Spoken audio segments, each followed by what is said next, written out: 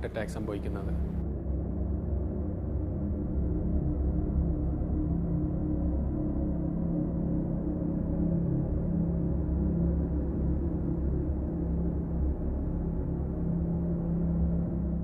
ഞാനന്ന് മോളുടെ കൂടെ കളിച്ചുകൊണ്ടിരിക്കുമായിരുന്നു. ലൈക്ക് ഫോട്ടോ എടുത്തിട്ട് വീഡിയോ ഒക്കെ എടുത്തിട്ട് പെട്ടെന്ന് എന്തോ ഈ ഭാഗത്തുനിന്നൊരു തരിപ്പ് പോലെ ഒരു വേദന പോലെ, പിന്നെ എനിക്കൊന്നും ഓർമ്മയില്ല. പെട്ടെന്ന് എൻ്റെ ഇടത് കൈയുടെ ഈ ഭാഗത്തായിട്ട് ഒരു വേദന, അത് വേദന വന്നിട്ട് ഞാൻ എൻ്റെ കൈ അനക്കാൻ നോക്കിയിട്ട് അനക്കാൻ പറ്റുന്നില്ല. അത് പെട്ടെന്ന് വേദന അങ്ങ് കൂടി അങ്ങ് ശക്തമായിട്ട് ഈ ഭാഗത്തായിട്ട് അങ്ങ് വരികയാണ്. എനിക്ക് എന്ത് ചെയ്യണമെന്നറിയാൻ പാടില്ല. ഭയങ്കരമായ വേദന. ഞാൻ എഴുന്നേക്കാൻ ശ്രമിച്ചു. പിന്നെ എനിക്ക് ഒന്നും അറിയാൻ പാടില്ല. ഞാനങ്ങ് അബോധാവസ്ഥയിലോട്ട് പോകുമായിരുന്നു.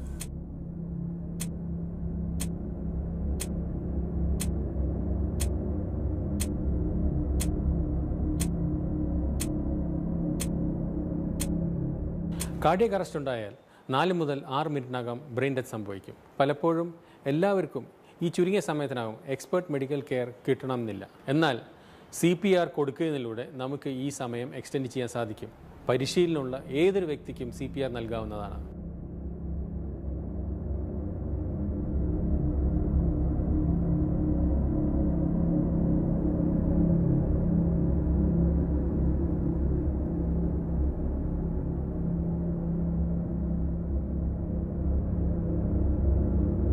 ഞാൻ ചെന്നൈയിൽ ഹോട്ടൽ മാനേജ്മെൻറ്റ് പഠിക്കുമ്പോൾ ആ കോഴ്സിൻ്റെ ഭാഗമായിട്ടാണ് ഈ CPR ട്രെയിനിങ് അറ്റൻഡ് ചെയ്തത്. പക്ഷേ അന്ന് എനിക്ക് അതിൻ്റെ പ്രാധാന്യം ഒട്ടും അറിയില്ലായിരുന്നു. പിന്നീട് റിയൽ ലൈഫിൽ എൻ്റെ കൺമുമ്പിൽ വെച്ചിട്ട് ഒരാൾ കുഴഞ്ഞ് പെട്ടെന്ന് അറ്റാക്ക് വന്ന് വീഴുന്ന സമയത്താണ് എനിക്ക് കയറി ഇടപെടാൻ പറ്റുന്നതും ഒരാളുടെ ജീവൻ രക്ഷിക്കാൻ പറ്റുന്നതും.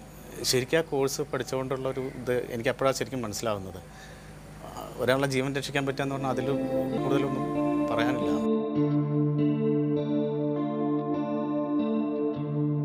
അപ്പോൾ മോളുടെ കരച്ചിലായിട്ടിട്ടാണ് ഞാൻ അങ്ങോട്ട് ചെന്ന് കഴിഞ്ഞപ്പോഴത്തേനും അവിടെയുള്ള എല്ലാവരും ഭയങ്കര അധികം ടെൻഷനായിട്ട് നിൽക്കുമായിരുന്നു. അവർക്കൊക്കെ എന്താ ചെയ്യേണ്ടതെന്ന് അറിയാതെ ഇങ്ങനെ നിൽക്കുമായിരുന്നു. അപ്പോഴാണ് ഞാൻ പറഞ്ഞു ഒരു ആംബുലൻസ് വിളിക്കാൻ പറഞ്ഞു. അപ്പോൾ ആ സമയം വരെ ആംബുലൻസ് വരുന്ന സമയം വരെ ഞാനിങ്ങനെ CPR കൊടുത്തുകൊണ്ടേയിരുന്നു.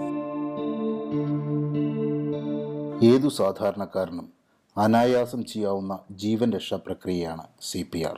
ആദ്യ മിനിറ്റുകളിൽ തന്നെ CPR നൽകുന്നതിലൂടെ ബ്രെയിൻ ഡാമേജ് തടയുവാനും രോഗിയുടെ ജീവൻ രക്ഷപ്പെടാനുള്ള സാധ്യത വർദ്ധിപ്പിക്കാൻ കഴിയും. നിങ്ങളുടെ നിത്യജീവിതത്തിൽ ഇത്തരമൊരു സാഹചര്യത്തെ അഭിമുഖീകരിക്കേണ്ടി വന്നാൽ ഒട്ടും പരിഭ്രമിക്കാതിരിക്കുക.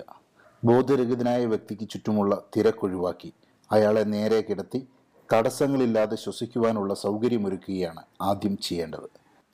അടിയന്തര വൈദ്യസഹായം അഭ്യർത്ഥിച്ച് ഫോൺ ചെയ്തു കഴിഞ്ഞാൽ ഉടൻ തന്നെ ഒട്ടും സമയം പാഴാക്കാതെ CPR ആരംഭിക്കുക. CPRലെ ആദ്യ സ്റ്റെപ്പ് രോഗിയിൽ എന്തെങ്കിലും പ്രതികരണമുണ്ടോ എന്നറിയുകയാണ്. അതിനായി അയാളെ ശക്തിയായി തട്ടി വിളിക്കുക. പ്രതികരണമില്ല എന്നാണെങ്കിൽ വേഗം മൂക്കിന് മുകളിൽ കയ്യോ മുഖമോ ചേർത്ത് അയാൾ ശ്വാസം എടുക്കുന്നുണ്ടോ എന്നും കഴുത്തിലെ നാഡി പരിശോധിച്ച് പൾസ് ഉണ്ടോ എന്നും പരിശോധിക്കുക. എന്നിട്ടും രോഗിയിൽ പ്രതികരണങ്ങളൊന്നും ഇല്ലെങ്കിൽ ഉടനെ അയാളുടെ തല അല്പം പിന്നിലേക്ക് ചെരിച്ച് ശ്വാസം അനായാസം ഉള്ളിലേക്ക് എടുക്കുവാനുള്ള സാഹചര്യം ഒരുക്കുക. തുടർന്ന് ഇരു കൈകളും ചേർത്ത് നെഞ്ചിൽ ഹൃദയത്തിന് മുകളിലായി 1.5 ഇഞ്ച് ആഴത്തിൽ സെക്കൻഡിൽ 1-ലധികം തവണ എന്ന വേഗത്തിൽ ശക്തിയായി അമർത്തുക. പ്രായം, ആരോഗ്യം എന്നിവയ്ക്ക് അനുസൃതമായി ഈ പ്രക്രിയയിൽ നേരിയ മാറ്റങ്ങളുണ്ട്. ഇങ്ങനെ തുടർച്ചയായി 30 തവണ ചെയ്ത ശേഷം ഉടൻ തന്നെ മൂക്കടച്ചു പിടിച്ച് വായിലൂടെ അതിശക്തമായി 2 തവണ ശ്വാസം ഊതിക്കയറ്റണം.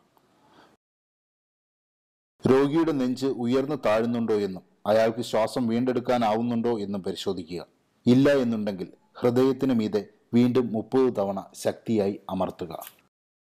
ഈ പ്രോസസ്സ് വൈദ്യസഹായം എത്തുന്നതുവരെയോ രോഗിയിൽ എന്തെങ്കിലും പ്രതികരണങ്ങൾ ഉണ്ടാവുന്നതുവരെയോ തുടർന്നു കഴിഞ്ഞാൽ ജീവൻ രക്ഷിക്കാനുള്ള സാധ്യത വളരെയേറെ വർദ്ധിപ്പിക്കുവാൻ നമുക്ക് സാധിക്കും.